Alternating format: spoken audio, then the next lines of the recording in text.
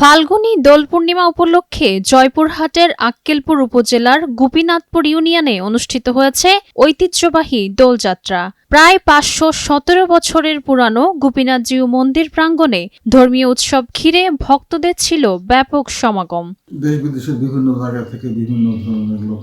হিন্দু ধর্মীয় আচার অনুযায়ী ফাল্গুন মাসের পূর্ণিমা তিথিতে দোল পূর্ণিমা উদযাপন করা হয়। এ উপলক্ষে গোপীনাথজিউ মন্দির থেকে দোলে চড়ে গোপী ঠাকুরকে পার্শ্ববর্তী আরেকটি মন্দিরে নেওয়া হয়। এ সময় ভক্তরা বিশেষ পূজা অর্চনা ও নানা ধর্মীয় আনুষ্ঠানিকতায় অংশ নেন। দোলযাত্রাকে ঘিরেই শুরু হয়েছে ঐতিহ্যবাহী দোলের মেলা। স্থানীয়দের মতে এটি শুধু ধর্মীয় অনুষ্ঠান নয়, বরং এলাকার একটি বড় সামাজিক মিলন মেলা।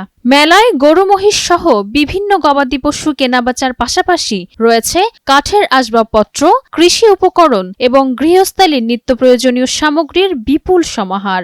দূর দূরান্ত থেকে ব্যবসায়ী ও দর্শনার্থীরা মেলায় অংশ নিতে আসেন। এখানে ব্রিটিশ আমল থেকে মেলা হয়, বহুত দামি দামি ঘোড়া আসে, বহুত দূরের লোক ঘোড়া নিয়ে আসে, গরু মহিষ ছাগল সবকিছু নিয়ে আসে। বিশাল বড় মেলা, 1 মাস 1.5 মাস ব্যাপী মেলা হতো আগে, এখন একটু কমে, তাও 25 দিন 26 দিন মেলাটা থাকে। এই গোপীনাথ মেলায় আসি, আমার বাড়ির এই পাশেই। ঘোড়ার খেলা দেখে আমার অনেক মজা লাগে, দৌড়ান দেখতে মজা লাগে। আমার ঘোড়ার নাম হচ্ছে বুলেট রাজা। তো আমি প্রায় গোপীনাথ মেলায় 14-15 বছর থেকে আসি, আর আমার ঘোড়ার দাম রাখছি হচ্ছে আপনার 7 লক্ষ টাকা।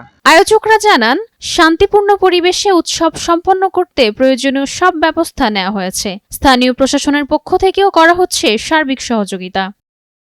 প্রতি বছরের মতো এবারও দোল পূর্ণিমার এই আয়োজন ঘিরে এলাকায় উৎসবের আমেজ বিরাজ করছে। ধর্মীয় বিশ্বাস, ঐতিহ্য ও গ্রামীণ অর্থনীতির এক অনন্য সংযোগ হয়ে উঠেছে গোপীনাথজিউ মন্দিরের দোলযাত্রা ও মেলা। রাজিয়ার আশা, নয়া দিগন্ত।